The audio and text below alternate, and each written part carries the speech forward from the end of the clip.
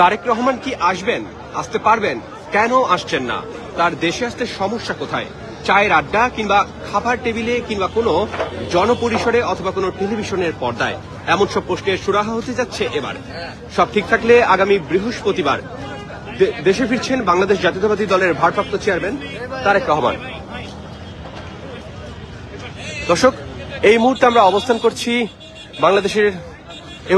করছি রাজধানীর ৩০০ ফিট যে সড়ক আছে এই সড়কে, এবং আপনারা দেখতে পাচ্ছেন যে এখানে কিন্তু তারেক রহমানের আশাকে কেন্দ্র করে আপনারা দেখতে পাচ্ছেন যে এখানে নেতাকর্মীদের ভিড় ইতোমধ্যেই। আপনাদেরকে যদি একটু দেখানোর চেষ্টা করি, আপনারা দেখতে পাচ্ছেন যে তারেক রহমানের আশাকে কেন্দ্র করে এখানে কিন্তু একটি মঞ্চ তৈরি করা হচ্ছে, বিশাল বড় মঞ্চ। এবং আমরা কিন্তু রোববার দুপুর থেকে দেখছি এখানে ব্যাপক পরিসরে এই মঞ্চ তৈরির কার্যক্রম চলছে, এবং এই মঞ্চ দেখতে দূর দূরান্ত থেকে কিন্তু সাধারণ মানুষ সহ বিএনপির বিভিন্ন পর্যায়ের নেতা কর্মীরা ছুটে আসছেন। এবং আপনারা দেখতে পাচ্ছেন, আপনাদের দেখানোর চেষ্টা করি যে এখনো কিন্তু আমরা দেখতে পাচ্ছি যে অসংখ্য মানুষ এখানে ভিড় করছেন তারেক রহমানের আগমনকে ঘিরে যে মঞ্চ রয়েছে এই মঞ্চ দেখার জন্য। দর্শক, আপনাদেরকে জানিয়ে রাখতে চাই, দীর্ঘ 17 বছর ধরে যুক্তরাজ্যের লন্ডনে প্রবাসী জীবন কাটানো তারেক রহমানের দেশে ফেরা নিয়ে উচ্ছ্বসিত বিএনপির নেতাকর্মীরা। কিভাবে দলের শীর্ষ নেতাকে সংবর্ধনা দেবেন সে নিয়ে কিন্তু তারা তুমুল ব্যস্ত। এবং তারেক রহমানের দেশে ফেরা উপলক্ষে সংবর্ধনা অনুষ্ঠান আয়োজনে ঢাকা বিভাগীয় কমিশনারের অনুমতিও পেয়েছে দলটি, এবং দল নেতাকে সর্বোচ্চ নিরাপত্তা দিতে চান তারা। রাজধানীর খিলক্ষেতের ৩০০ ফিট এলাকায় গণ সংবর্ধনা অনুষ্ঠানের আয়োজন কিন্তু চলছে। তারেক রহমানের জন্য ঠিক করা হয়েছে বাড়িও, এবং তারেক রহমান সবশেষ নিজেই দেশে ফেরার বিষয়টি কিন্তু নিশ্চিত করেছেন।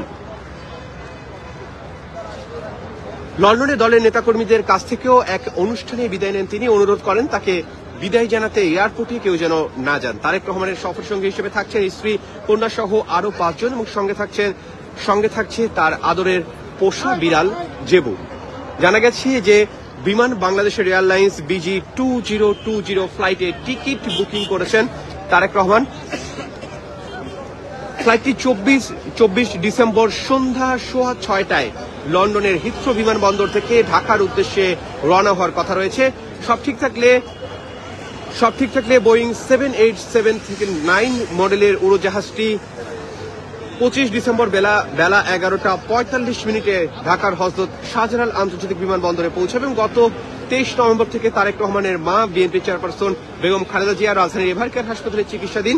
খালেদা জিয়ার শারীরিক অবস্থার অবনতি হলে কেন তার ছেলে তারেক রহমান দেশে আসছেন না তা নিয়ে সমালোচনার ঝড় ওঠে, এবং অনেকেই সে সময় বলেন যে 24 সালে গণঅভ্যুত্থানের পর দেশে আসতে পারতেন তারেক রহমান, কিন্তু আসলেন না। এখন মা অসুস্থ, এরপর আসছেন না। দেশে অনেক সংকটে তাকে কাছে পাননি তার সমর্থকরা। তবে এবার সব প্রশ্নের উত্তর খোলাসা করছেন তারেক রহমান নিজেই। তিনি সামাজিক যোগাযোগ মাধ্যম ফেসবুকে লেখেন যে সংকটকালে মায়ের স্নেহ স্পর্শ পাওয়ার তীব্র আকাঙ্ক্ষা যে কোনো সন্তানের মতো আমারও রয়েছে। তিনি একথা বলেন, এখনই দেশে ফেরার বিষয়ে সিদ্ধান্ত নেওয়ার সুযোগ তার জন্য অবাধিত ও একক নিয়ন্ত্রণ নয়, এমনটা কিন্তু তিনি বলেছেন। এবং স্পর্শকাতর এই বিষয়টি বিস্তারিত বর্ণনার অবকাশও সীমিত। কিন্তু গেল 12 ডিসেম্বর ইনকিলাব মঞ্চের মুখপাত্র ঢাকা 8 আসনের প্রার্থী ওসমান হাদিকে গুলি করে হত্যার ঘটনা ঘটে, এবং এরপর দেশে দুটি বড় গণমাধ্যম সাংস্কৃতিক প্রতিষ্ঠানে হামলারও ঘটনা কিন্তু আমরা দেখেছি। এবং তারপর থেকে কিন্তু আবারও অনেকটা প্রশ্ন উঠেছিল যে দেশের নিরাপত্তা ব্যবস্থা নিয়ে। কিন্তু এর পরেও কিন্তু যে খবরটি সামনে এসেছে সেটি হচ্ছে তারেক রহমানের আশা কিন্তু নিশ্চিত।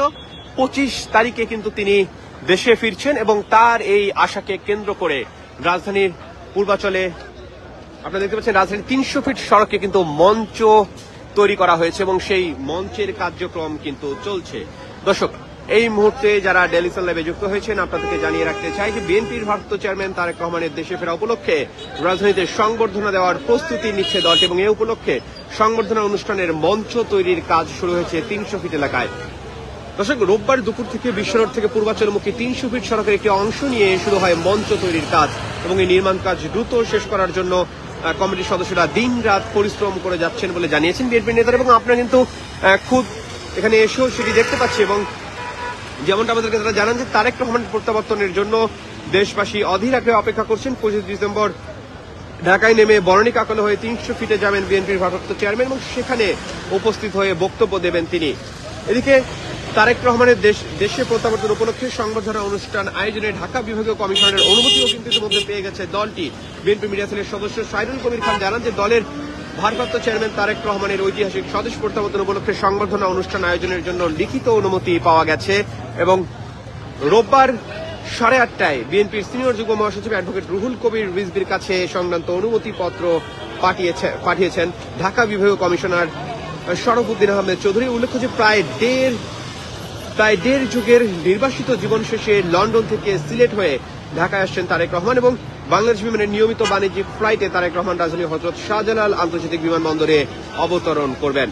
এবং এই মুহূর্তে আমরা কিন্তু অবস্থান করছি রাজধানীর 300 ফিট সড়কে এবং এখান থেকে আপনাদেরকে সর্বশেষ পরিস্থিতি দেখানোর চেষ্টা করছি, প্রস্তুতি দেখানোর চেষ্টা করছি আসলে তারেক রহমানের দেশে ফেরাকে কেন্দ্র করে কেমন চলছে প্রস্তুতি।